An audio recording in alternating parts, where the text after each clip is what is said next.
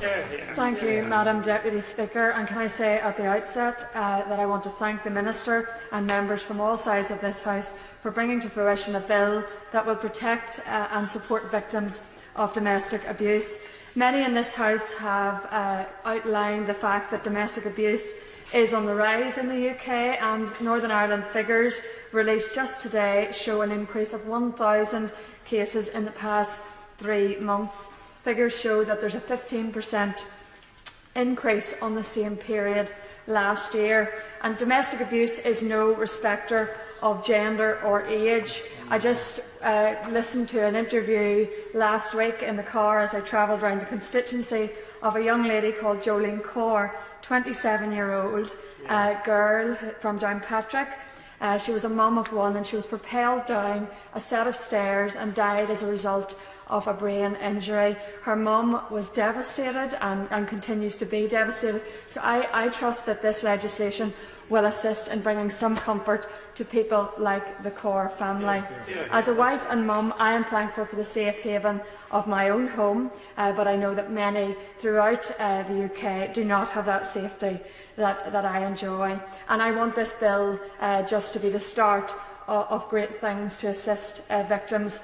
I also want to pay tribute to Mr Steven Smyth from Northern Ireland, who today is running 100 miles in awareness for Men's Alliance Northern Ireland, a support group for male victims of domestic abuse, and I want to commend him for his efforts. I want to speak to new clause 28. And Madam Deputy Speaker, a person who works with women experiencing domestic abuse in England said this about new clause 28 over the weekend.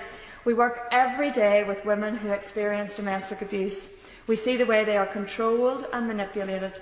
To me, this suggested legislation will only be making that worse. It will give abusers more power and more reason to keep the women being abused at home away from people who can really help them. This House should not hinder these professionals in their work. This amendment seems to be a clear attempt to use the Domestic Abuse Bill as a vehicle to advance an agenda that is emphatic on expanding access to abortion, seemingly failing to acknowledge that allowing women to have an abortion at locations other than hospitals or places approved by the Secretary of State has already led to serious complications. We all know that abortion is not the answer to domestic abuse. Surely we should be addressing how women find themselves in such difficult situations and take measures to actually prevent this.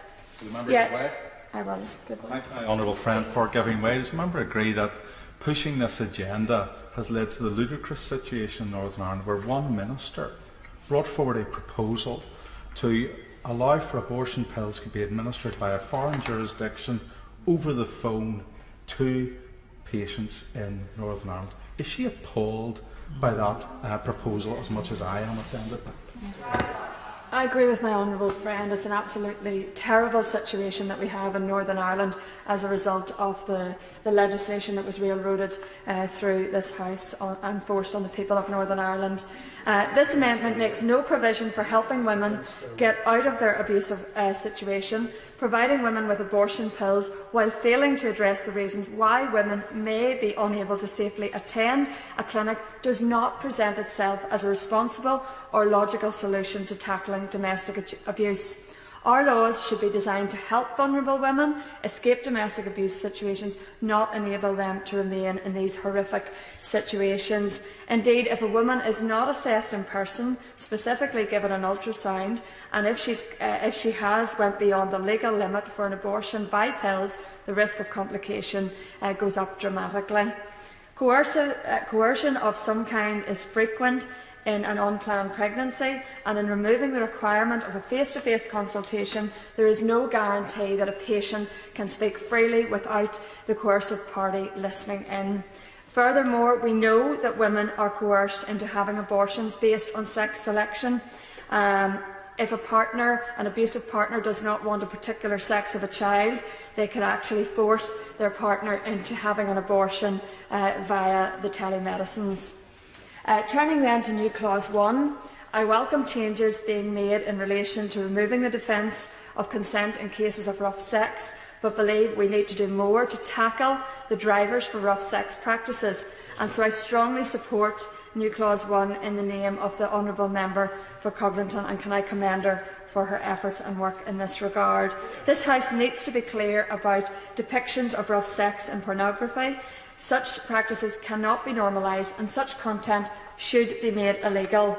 In terms of pornography that is already illegal, it is noticeable that the campaign group We Can't Consent to This, who have been advocating for a change in the law on the rough sex defence, states that, and I quote, "In 4 of the recent killings of women and girls, the men viewed extreme porn featuring violence, including strangulation, before or after the killing of the women."